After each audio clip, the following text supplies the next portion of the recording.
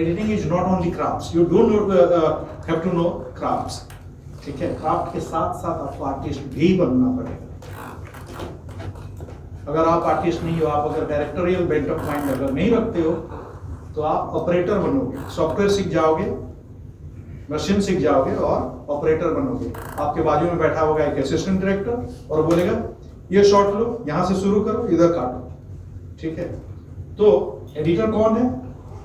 Techno artist है, जिसको technology भी चाहिए और आर्टिस्ट भी होना जरूरी है, ठीक है। तो वो एक टेक्नो आर्टिस्ट है। ये कॉम्बिनेशन बहुत जरूरी है और ये बैलेंस बना रखना जरूरी है। अभी कैसे देखते हैं, बहुत लोग ये बोलते हैं ना, फिक्स इट इन पोस्ट। ऐसा कुछ मैजिक नहीं होता है पोस्ट में। आपको पूरा पूरा ध्यान रखना है शूटिंग के टाइम पे। एडिटर उतना कर सकता है जो उसके पास है,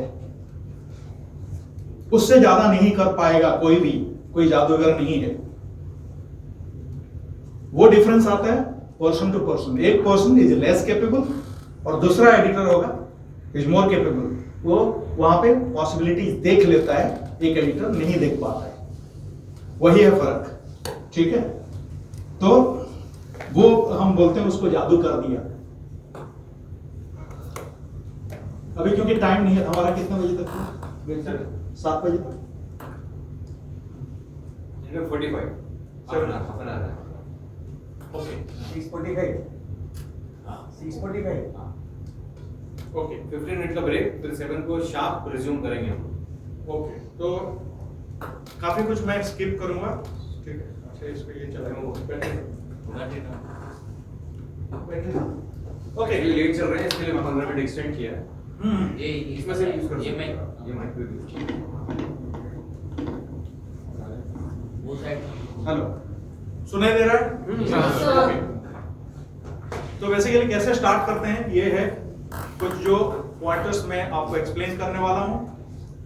understanding the brief, forming a story, viewing a process, selecting, ordering, duration. ये सारे पॉइंट्स मैंने बोला था वो डेफिनेशन में।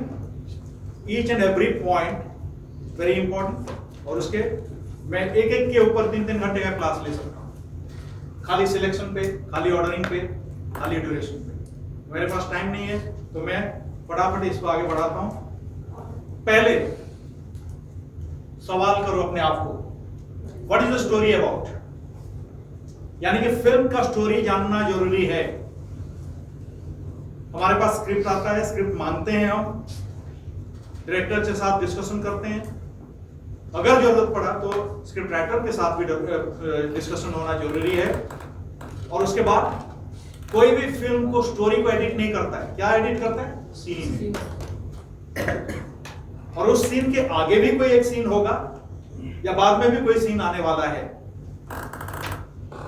तो उसको देखते हुए फिल्म का एडिट किया जाता है। The answers will determine how you will direct the scene for the second time, ठीक है। शॉर्ट सीन सीक्वेंस का सब लोगों का आइडिया है, तो मैं ये इसको भी स्किप कर रहा हूं, इसको बताने की कोई जरूरत नहीं है। Elements of film grammar, shoot films that can be joined in continuity, solutions for the editorial problems. कितना भी कोशिश कर लो, शूटिंग 100% विजुअलाइजेशन के हिसाब से नहीं होता है। The biggest example is Satyajit रे। सब लोग नाम सुने हो सत्यजीत रे? One of the master film maker हमारे। हाँ, वो एक कमर्शियल आर्टिस्ट भी थे, फाइन आर्टिस्ट, और वो each and every shot that he was going to take उसके एक स्केच बनाते थे।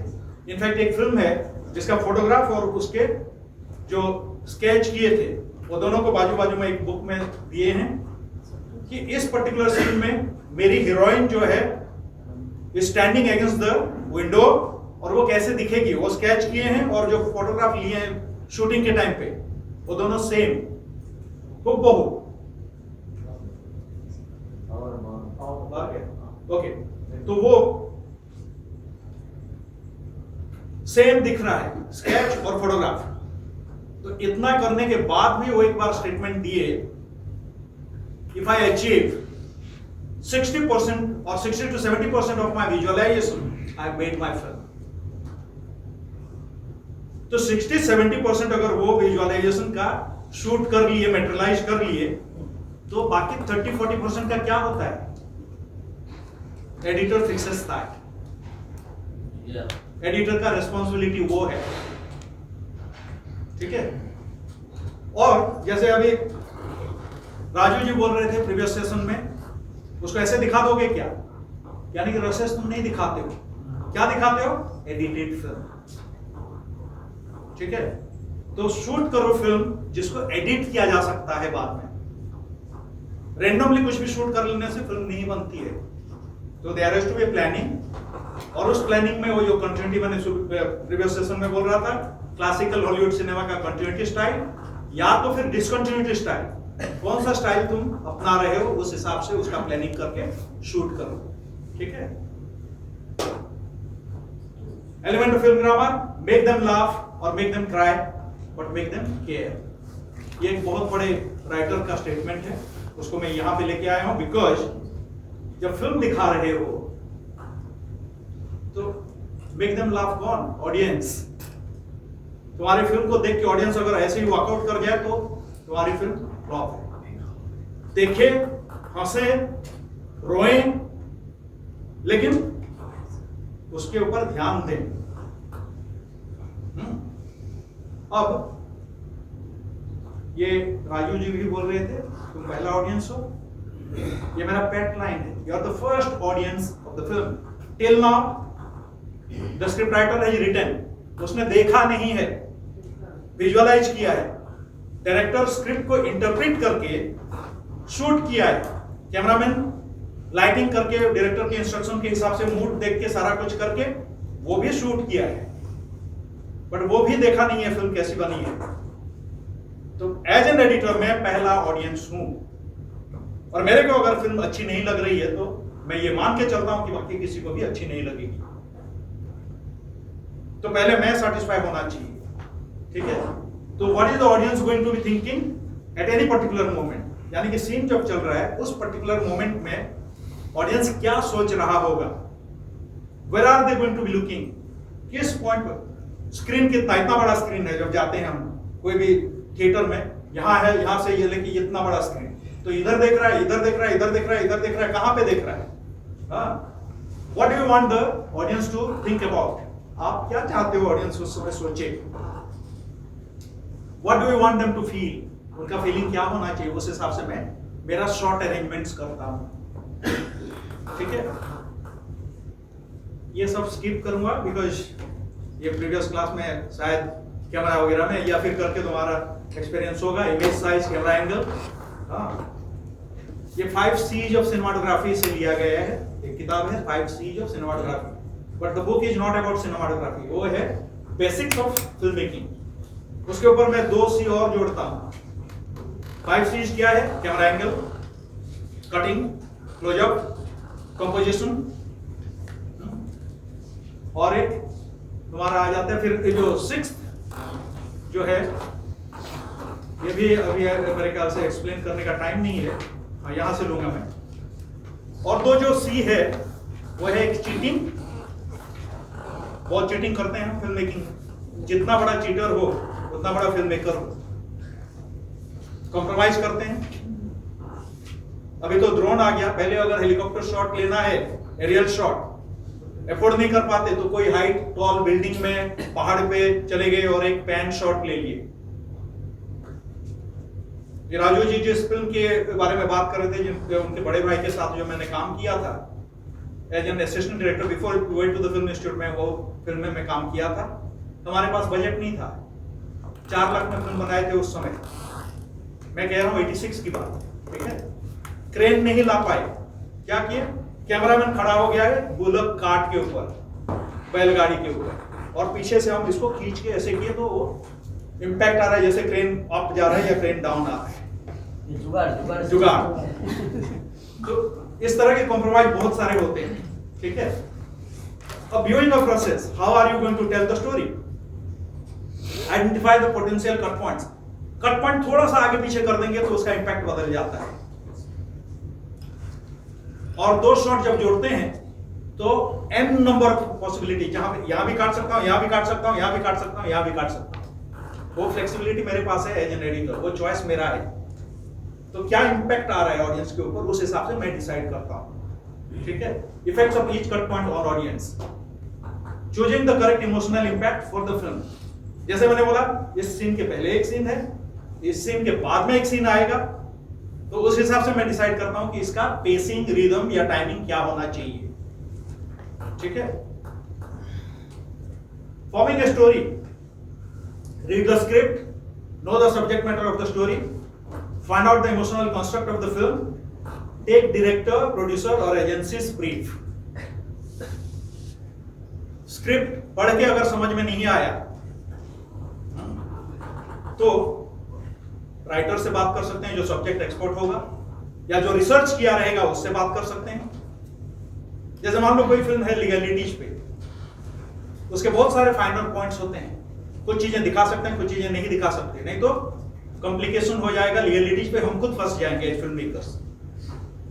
तो वो सारा कुछ क्लैरिटी आना जरूरी है। उसके बाद डायरेक्टर का ब्रीफ लेना जरूरी है, बिकॉज जो डायरेक्टर, उसका इंटेंशन क्या है फिल्म बनाने में, उसका ट्रीटमेंट उसको कैसे चाहिए, उसका स्टाइल और प्रेजेंटेशन कैसा है, ये जानना जरूरी है। तब जाके मैं उसको जस्टिफाई कर पाऊंगा, नहीं तो मैं मेरे तरीके से अगर फिल्म को बनाने चलूं तो फिर गड़बड़ हो जाएगा। जैसे मेरा एक फ्रेंड है, 50 फिल्में वो एडिट कर चुका है, और एक फ्रेंड फिल्म बनाया, उसको फिल्म दिया एडिट करने के लिए, तो अपने हिसाब से काट ले, उसके बाद मैं आके देखता हूं। जब वो आया, देखा, अरे क्या किया है, ये तो मेरी फिल्म है ही नहीं। उसके बाद उसको री एडिट करना पड़ा with the editor's assistant, the director set and re edited the whole film ever again completely. तो मेरा कहना यह है, अगर तुमको फिल्म अपने हिसाब से बनाने का है तो अपनी फिल्म बना लो, डायरेक्टर फिल्म को बर्बाद मत करो, उसको हेल्प करो, वो जो विजुअलाइज कर रहा है उस हिसाब से तुम क्या कर रहे हो। सिलेक्टिंग एप्रोप्रिएट शॉट्स, सिलेक्शन किस हिसाब से करेंगे, actors performance, composition, camera angle, lighting वाइटिंग, वो सारा कुछ जो कंटिन्यूटी। कई बार ऐसे होता है जहां पे 2 टेक लिए गए हैं और दोनों टेक एनजी है, थर्ड टेक को डायरेक्टर ने वहां पे बोला है ओके, और सर्किल करके मार्क करके रखे हैं ओके। एडिट टेबल पे देखता हूं मैं, ओके है पर इतना बढ़िया नहीं है। फर्स्ट टेक जो है उसका first portion probably is excellent, और सेकंड टेक जो है उसका सेकंड हाफ इज एक्सेलेंट। तो मैं क्या छोड़ दूंगा वो 2 और तीसरा टेक को लूंगा जो ओके है। तो वहां पे मैं वो एनजी टेक में से निकालता हूं, पहला पार्ट, सेकंड पार्ट, और बीच में कुछ एक इंसर्ट डाल दूंगा या रिएक्शन शॉट एक डाल दूंगा, and I will take the best of both the shots. ठीक है, उस हिसाब से सिलेक्टिंग एप्रोप्रिएट शॉट्स होता है। रूल ऑफ थर्ड पता होगा, तो इस हिसाब से कंपोजिशन कैसे करोगे, क्योंकि badly compose shot well compose shot के साथ नहीं जाता, या फिर वाइस वर्सा, दोनों शॉट प्रॉपरली कंपोज्ड होना चाहिए। ठीक है, अभी कैमरा मूवमेंट, कैमरा क्लास में किए रहोगे। हर कैमरा मूवमेंट के पीछे एक एक इंटेंशन है, purpose of taking that particular camera movement, या फिर उसका साइकोलॉजिकल रीजन क्या है, उसके हिसाब से choice of shots should be done. ठीक है, continuity,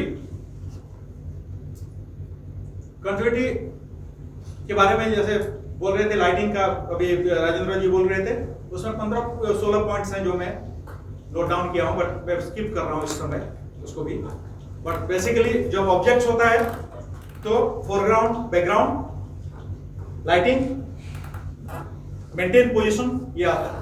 the moment you include a character, facial expression, hair style, costumes, body language, direction of look, eye line, physical distance between 2 characters, अगर चल रहे हैं तो लेफ्ट लेग राइट लेग उसका matching, क्योंकि close shot से लॉन्ग शॉट में काटोगे, लॉन्ग से क्लोज में काटोगे, बट हमारा जो बॉडी लैंग्वेज है चलते समय, मैं अगर ऐसे चल रहा हूं तो मेरा लेफ्ट लेग के साथ राइट हैंड जाएगा, ऐसा नहीं जाता कभी भी। तो वो अगर कहीं पे गलत काटे हो तो ऐसा लगेगा, ऐसे जंप हो गया। तो ये मेंटेन करना जरूरी है। तो वो सब लेफ्ट राइट फुट मैचिंग। फिर साउंड, फिजिकल कंटिन्यूटी में मैं अगर उसको नहीं भी मानूं तो एक अगर मान लो एक ऑफिस सिचुएशन है, एक टाइपिस्ट टाइप कर रहा है और उसकी आवाज आ रही है क्लोज शॉट में, then I cut to a long shot और मैं रिमूव कर देता हूं टाइपिंग साउंड, तो लगेगा कुछ तो खाली जा रहा है, कुछ तो समथिंग इज मिसिंग। तो वहां पे उसका प्रेजेंस होना जरूरी है साउंड का, और उसको हम प्ले कर सकते हैं पर्सपेक्टिव ऑफ साउंड के साथ। अच्छा, और एक चीज मैं बोलता हूं, साउंड डिजाइनिंग की बात हो रही है। Editor is the first sound designer. तुम जब काटते हो कोई शॉट से दूसरे शॉट में, फटाफट अगर काट देते हो without keeping any scope for sound designing, तो फिर वो साउंड डिजाइनर कुछ नहीं कर पाएगा। एक फिल्म आई थी मेरे पास, तानाशाह नाम की, उसके कटिंग देख के साउंड डिजाइनर ने रिजेक्ट कर दिया, ये क्या लेके आया है, इसको मैं कैसे एडिट कर, ये साउंड डिजाइनिंग करूं। फिर मेरे पास जब आया उसको मैंने री एडिट किया पूरी फिल्म, और वहां पे जहां पे वायलेंट सीन है और वायलेंट बनाया, जहां पे इमोशनल सीन है उसको इमोशनली उतना होल्ड रखा ताकि the sound designer can play around with the sound designing. तो पहला साउंड डिजाइनिंग का जो कंसेप्ट है या थॉट्स है, एडिटर के माइंड में आता है, उसके बाद फिर बाकी लोग उस पर काम करते हैं। पॉली वाला आएगा, साउंड डिजाइनिंग डिजाइनर आएगा, इफेक्ट्स डालेगा, बीजीएम वाला आएगा, वो सारा कुछ फिर होता है वहां। ठीक है। Ordering of shots changes meaning. कैसे? सिंपल एग्जांपल एक वीआई पुडाफ्किन के, अगेन रिप्रेजेंटेशन है, ये ओरिजिनल नहीं है, 3 शॉट में ले रहा हूं, एक स्माइलिंग फेस, फ्राइटेंड फेस और पॉइंटेड रिवॉल्वर, और इसका अरेंजमेंट मैं करता हूं ऐसे, स्माइलिंग फेस पहले दिखाया, उसके बाद पॉइंटेड रिवॉल्वर और फ्राइटेंड फेस। मतलब क्या हुआ, उस कैरेक्टर किस तरह से का कैरेक्टर है, पहले हंस रहा है, उसके बाद पॉइंटेड रिवॉल्वर उसके तरफ दिखाए और उसके बाद डर गया है, तो नॉर्मल कैरेक्टर है कि नहीं? क्योंकि पॉइंटेड रिवॉल्वर का consequence that she can be killed, इसलिए डर गई। ठीक है। अब मैं इसको ठीक उल्टा कर देता हूं शॉर्ट अरेंजमेंट में, frightened face, pointed revolver and smiling face. अब क्या लग रहा है? Insane, psycho. उसको पता नहीं है कि वो मर सकती है उससे, लेकिन हंस रही है। तो सेम शॉट्स, लेकिन ऑर्डरिंग जब मैं चेंज कर देता हूं तो मीनिंग बदल जा रहा है। ठीक है। ये एक एक्सपेरिमेंटेशन था। Determining short duration, close shot कम टाइम लगता है बिकॉज उसमें लेस इंफॉर्मेशन है। ठीक है। लॉन्ग शॉट बहुत ज्यादा इंफॉर्मेशन है तो ज्यादा टाइम चाहिए। स्टैटिक शॉट, लॉन्ग शॉट भी होगा तो भी 1.5 सेकंड या 7 सेकंड या 10 सेकंड में दिख जाएंगे सारे। लेकिन मूविंग शॉट, जब तक मूवमेंट हो रहा है, न्यू इंफॉर्मेशन आर रिवील्ड, तो तब तक रखना पड़ेगा।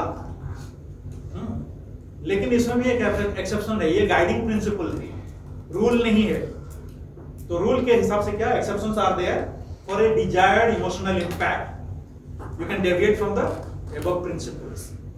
यानी कि पहले जो मैंने गाइडलाइंस दिए उससे, जैसे कई फिल्मों में तुम देखे होगे कि एक क्लोज शॉट 5 सेकंड 7 सेकंड भी रहता है और कई बार 1 मिनट तक भी है, और उसके पीछे कुछ एक साउंड डिजाइनिंग चल रहा है या फिर कोई म्यूजिक पीस टेक ओवर किया, इमोशनल सीन है। तो you can break this guiding principles and do something else. Establishing shot की बात हो रही थी। एस्टैब्लिशिंग शॉट में क्या होता है, एक ज्योग्राफी दिखता है, कितने कैरेक्टर्स हैं, ऑब्जेक्ट्स हैं, कहां पे हैं वो दिखता है, लाइट दिखता है यानी कि time of the day. Reaction shot, मैं बात कर रहा हूं, आप लोग रिएक्ट कर रहे हो, तो मैं उस पे काटूंगा तो वो रिएक्शन शॉट होता है। Reaction shot can also take care of continuity jerk. जहां पे कंटिन्यूटी जर्क आ गया है और बीच में एक रिएक्शन शॉट डाल दिया तो वो निकल जाएगा, वो पता नहीं चलेगा।